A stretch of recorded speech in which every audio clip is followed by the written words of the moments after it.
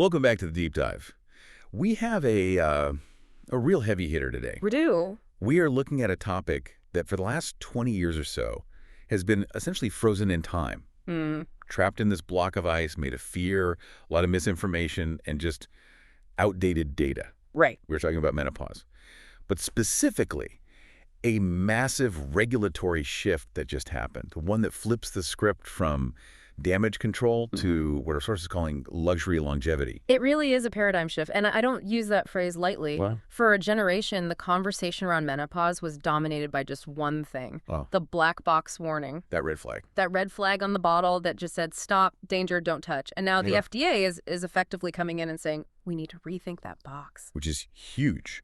And to guide us through this, we are diving into a really comprehensive update. It's called Modernizing Menopause, the FDA update and personalized longevity care. And this comes from Dr. Corina Ianculovici. Right. And before we get into the heavy science, let's just establish who you're listening to here.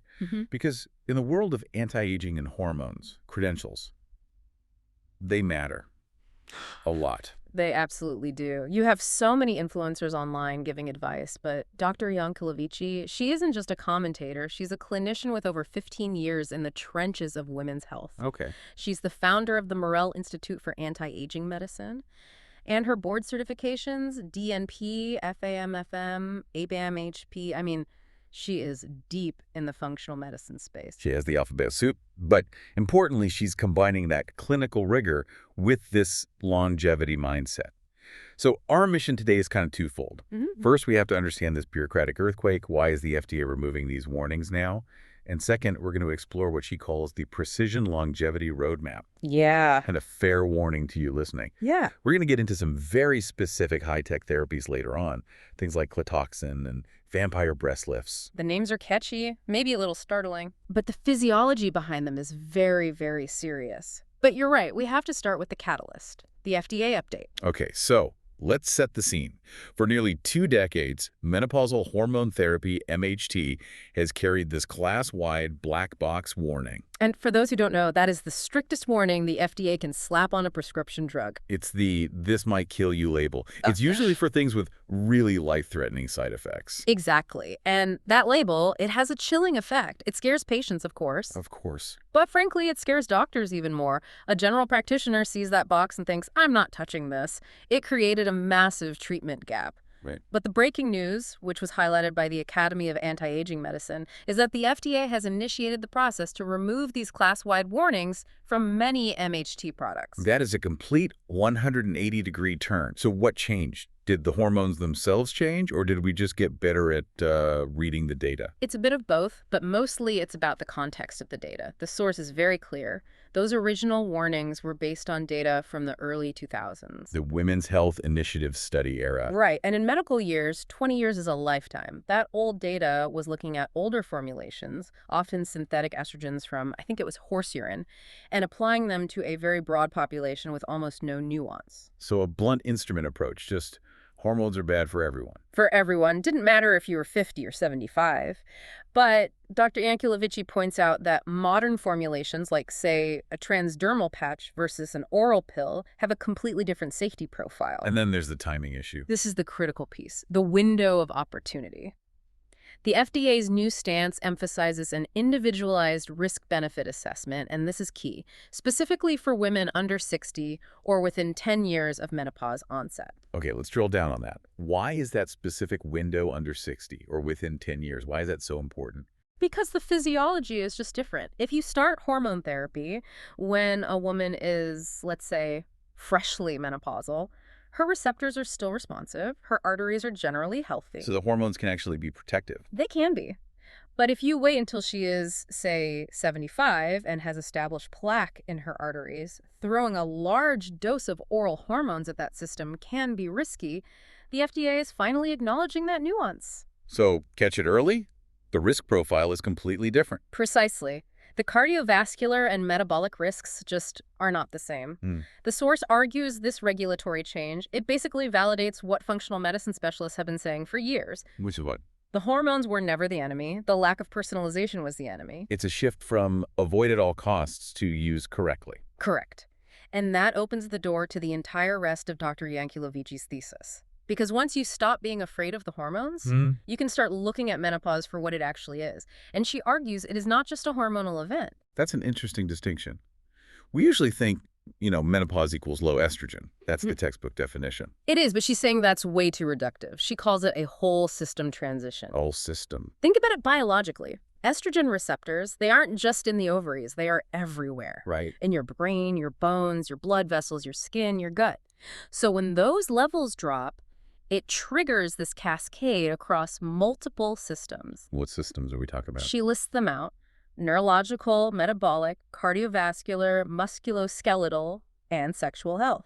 So when a patient says, I just don't feel like myself, or I feel like I'm falling apart, It's not just in their head. no. It's because chemically, their entire system's signaling has shifted. Exactly. It impacts how your brain processes information. That's your brain fog. It impacts how your heart functions, how your muscles repair. And this is why the Mirelle Institute advocates for this precision longevity roadmap. Because if the problem is systemic, The solution can't just be a single pill. let's break down that roadmap. She outlines 5 pillars, which I think is a helpful way to visualize the complexity. So pillar 1 is hormonal optimization. That's the foundation we just talked about with the FDA ruling. Right. But then you move to pillar 2, functional and metabolic medicine. This is all about how your body handles energy, inflammation. We'll get into that for sure. Then pillar 3 is pelvic and sexual wellness. Which is so often ignored or treated like a lifestyle problem. Sadly, yes, it's treated as a luxury or a secret instead of a biological function. Then you have pillar 4, regenerative therapies. This is where we get into using the body's own repair mechanisms. Okay. And the last one? And finally, pillar 5, body and tissue integrity. It's a really comprehensive stack. And the source makes this statement that I think frames the rest of our discussion perfectly. She says hormone therapy is the foundation, but it is not the finish line. That is the key. Hormones might stop hot flashes, they might help you sleep, but they won't necessarily reverse the tissue atrophy or the metabolic slowdown that's already started. So they stop the bleeding, so to speak. Right. But they don't rebuild the house. That's where this luxury longevity strategy comes in. Okay, let's get into that strategy. We're moving into the advanced therapies now, and this is where the terminology gets really specific. Dr. Ianculovici talks about restoring function and sensation with technology that, frankly, sounds like science fiction to most people. It does, but everything listed here is about reversing cellular aging. She notes that changes in sensation and pelvic tone are common, but she refuses to accept them as irreversible. Okay, let's start with the first one on the list. The O shot. Now, just looking at the source, how is this defined? Because I've heard this term thrown around, but what's the actual medical mechanism? So the O-shot relies on PRP platelet-rich plasma. Okay. Practically, a clinician draws your blood, spins it in a centrifuge to concentrate the platelets and all the growth factors, and then injects that plasma back into specific tissues. So you're using the soup of your own healing cells to wake up dormant tissue. That's a great way to put it. Platelets are what your body rushes to a wound to heal it. They stimulate collagen, new blood vessels, nerve repair. The source describes it specifically as a regenerative therapy. It's used to enhance arousal, sensitivity, and orgasmic function by signaling the local tissue to repair itself. Okay, so sticking with PRP, there's another one listed, the vampire breast lifty. The name is incredibly dramatic. It's branding for sure, but the mechanism is very similar to the O-shot. It's using that same PRP technology. And what does the text say it's for? The text explains this is designed to restore nipple sensation and tissue vitality. That's a nuance I want to highlight. Usually when we talk about breast procedures, it's about cosmetics, right? Yeah. Size, shape. This is about sensation. Which goes right back to that neurological aspect we mentioned. As skin ages and estrogen drops, nerve sensitivity can decrease. If you lose sensation, you lose a connection to your body. So she's arguing that restoring that neural feedback loop is part of health, not vanity. Exactly. It's about maintaining the integrity of the tissue itself. Okay, then we move from blood products to electromagnetic energy. The source lists MCELI. This sounds like a workout for your insides. Essentially, yes. MCELI is non-invasive. It's basically a chair you sit on. Right. But it uses high-intensity electromagnetic energy to force your pelvic floor muscles to contract. And these aren't normal contractions. They're supermax. So it's doing thousands of Kegels for you while you just sit there. Thousands of perfect Kegels. That's the difference. You couldn't physically replicate this intensity. The source positions this for urinary control and sexual function. It's strengthening the actual muscular architecture of the pelvic floor, which tends to weaken when estrogen drops. That seems incredibly practical. Oh. Now, we have to address the one that made me do a double take, Clatoxin. Yes. I'm assuming that's a portmanteau. What does the text actually say this does? The source defines Clatoxin as a targeted therapy to improve orgasmic response in appropriate candidates. And while the source doesn't give the full chemical breakdown, the name implies using a neurotoxin-like Botox, but applied in a very specific off-label way. How would a neurotoxin help? I thought that paralyzes muscle. It relaxes muscle, and sometimes dysfunction or pain is caused by hypertonicity muscles being too tight. Ah. By relaxing specific muscles or changing those tension patterns, you can actually enhance blood flow and response. It just shows how granular this field has become. It is highly specific. Okay, final one on the hardware list. The Exilis UltraFem 360-9. Which sounds like a fighter jet. It really does. This one is a radiofrequency device. RF is used to heat tissue to a specific depth. Right. And this thermal stress stimulates your fibroblasts to produce new collagen and elastin.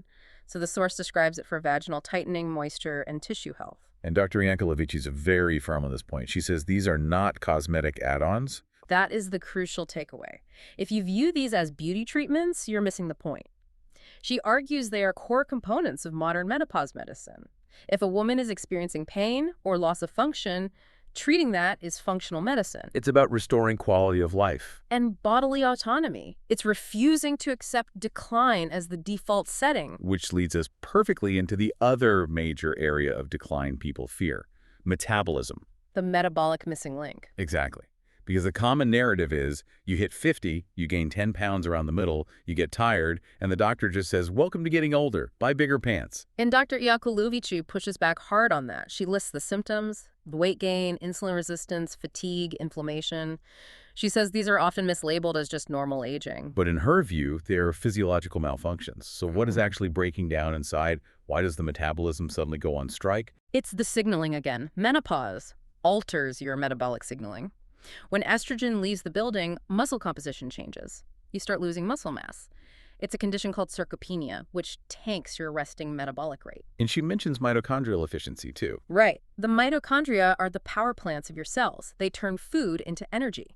And research shows that estrogen plays a key role in their function. So when estrogen drops, those power plants get inefficient. They get inefficient. You're producing less energy and more waste. That leads to that profound fatigue and that brain fog. It's not that you're lazy.